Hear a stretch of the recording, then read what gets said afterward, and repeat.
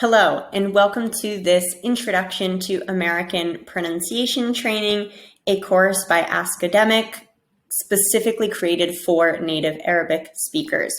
So in this course, we are going to be focusing on all of the main, most priority sounds and aspects of speech that tend to be changed when we take our linguistic tendencies from Arabic and we transfer them over to English.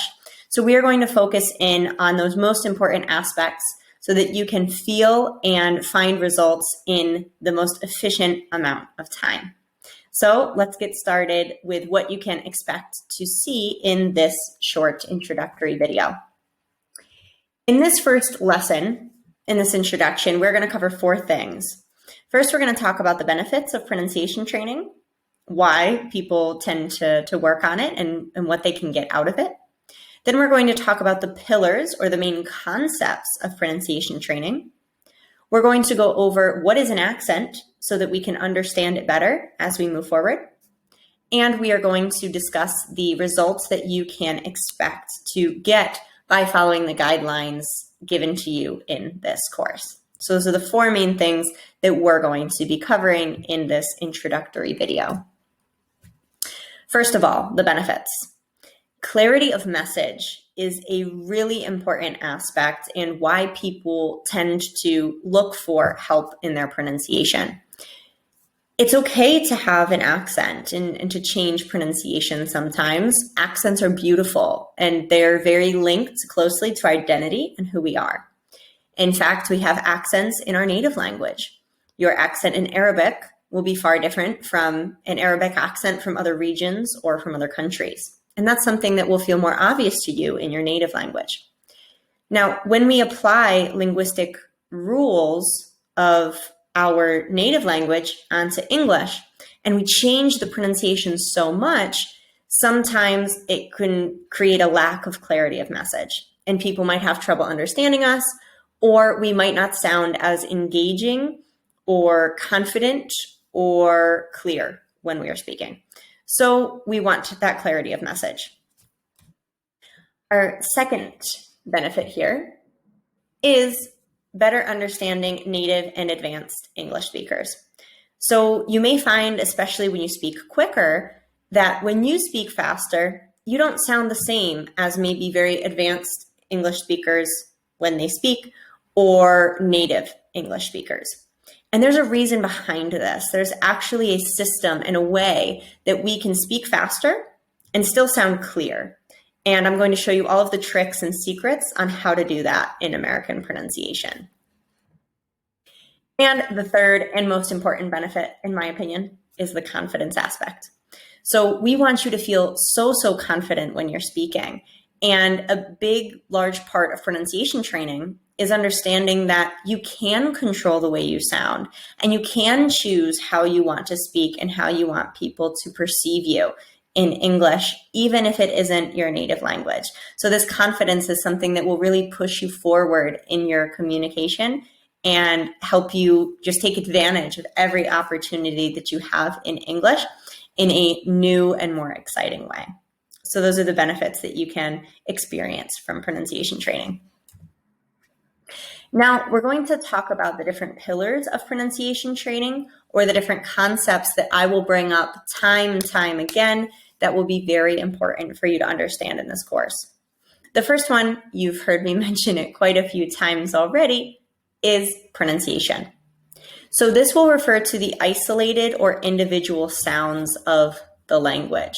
So we won't talk about necessarily words or phrases or linked speech. We're going to be talking about specific individual sounds and how they can change from Arabic into English. Next, we'll talk about prosody. There's a whole module on this aspect of speech because it's so important. Here we're going to talk about the melody, the rhythm, and the stress. And we'll see more concrete examples of all of these things as we move through the modules. So don't worry if you don't understand these yet. But this is like the sing-song, the up and down and the flow of the language. When we go faster and slower, there's a strategy and a system behind it in English. So I'll show you all the tricks And then the third part, this is really important, is your mindset. So this is working on your internal relationship with the language and how you feel. So you'll hear me mention throughout this course things that have to do with confidence and how we perceive language and how we perceive sounds. And it'll be a really important aspect in feeling really good and proud of the way you speak moving forward. So those are three pillars of pronunciation training. Pronunciation, isolated sounds, prosody. So this is where we put all the sounds together and have the sing-song within our speech. And then mindset, how we feel about the language. Now, the next thing that we need to understand is what is an accent?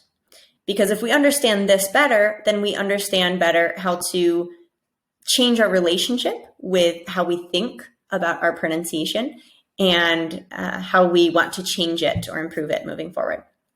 So we have an accent when we apply the linguistic rules from our native language, in this case Arabic, onto our non-native language, in this case English. So when you are taking the normal sounds that you make in Arabic and you apply them to English, this changes the way that things sound. And this is just a normal tendency. It, especially as an adult, it's the most normal thing for us to do. So in other words, this is when we are speaking English using the individual sounds and the rhythm that come to us instinctively from our native language or languages. This is a totally normal thing. So it's not a bad or a good thing to have an accent. It just is what it is. And like I said, when we lack clarity of message, we want to start to improve on our pronunciation so that people can understand us better and that we don't have any miscommunications.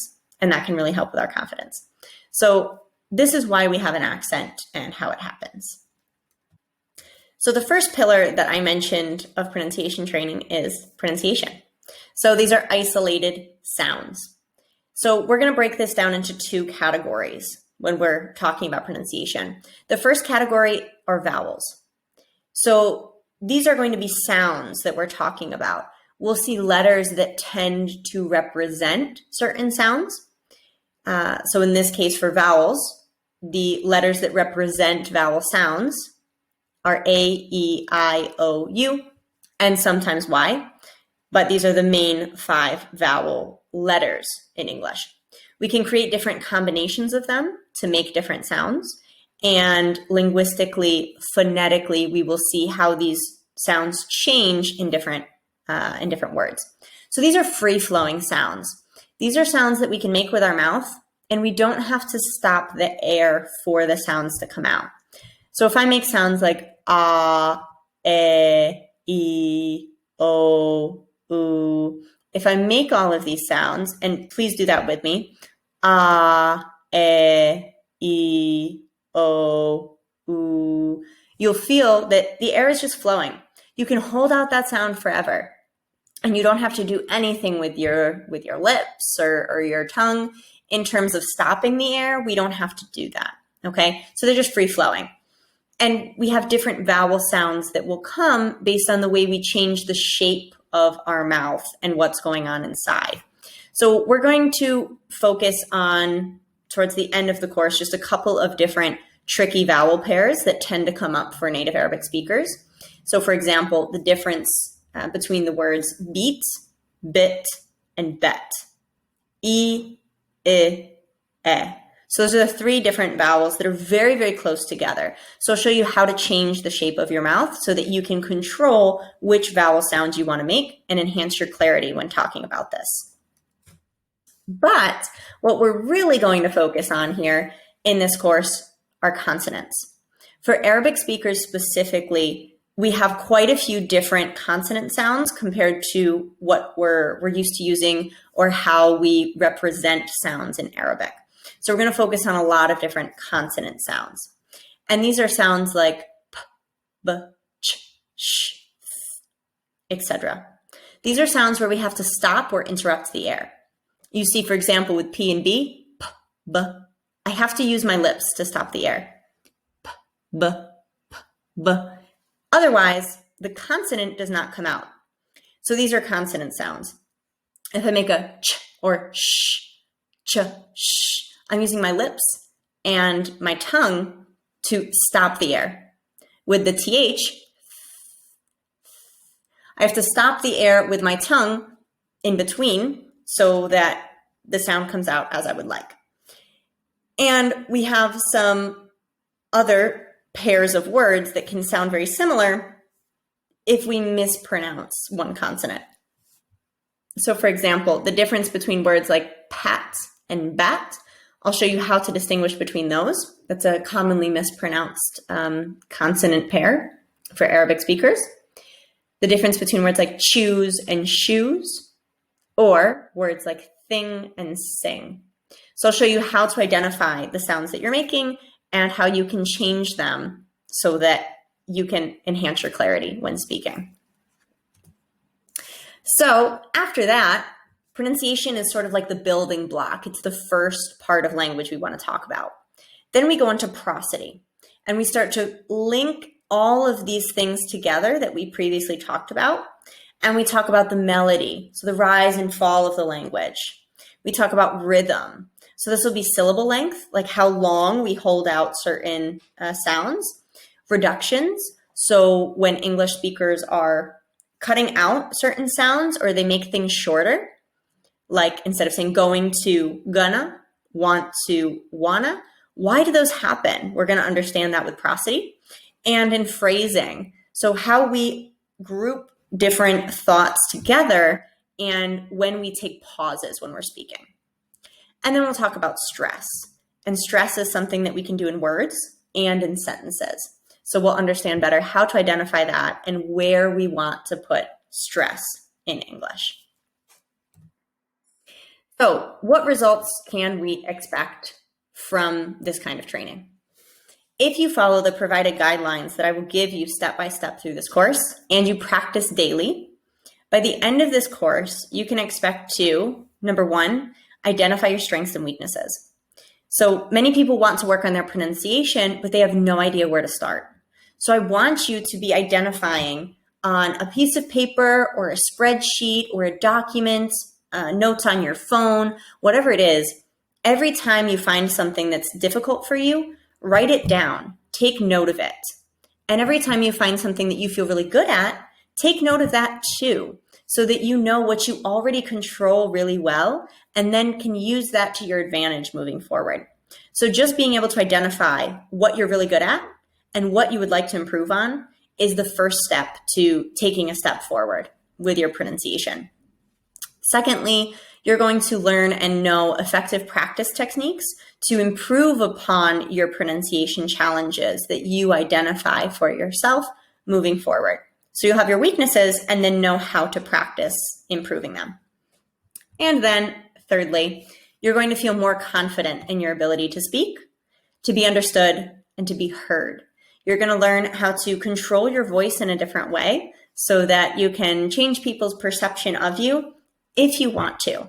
And that's a really empowering thing to experience in any language, but especially in our non-native language. And here's how we can improve our accent. So step one, we're identifying areas for improvement. So what are our difficulties? What are our weaknesses? Step two, we're going to practice them. Okay. And so this has to do with muscle memory. Pronunciation training is all about repetition. So that's why daily practice is the most efficient and effective way to move forward in your goals. We need to retrain our muscles so that it feels more natural to make these other sounds that are not native for us in our native language. Okay. So it's like when you go to the gym and the first time you go, you're really sore. It feels weird or unnatural to make these different motions, lifting weights or doing squats. We are going to the gym for our mouth, basically here.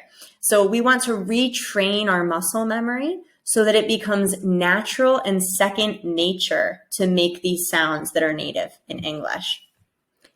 And we're just going to keep repeating it. That's the third step. We're going to keep moving forward and repeating and repeating and repeating until it is super natural. The first thing we want to do without even thinking about it. And this will take time and repetition, but I'm going to provide you all of the steps to help you get there.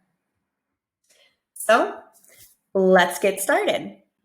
I am so excited to be here to accompany you through this pronunciation training journey.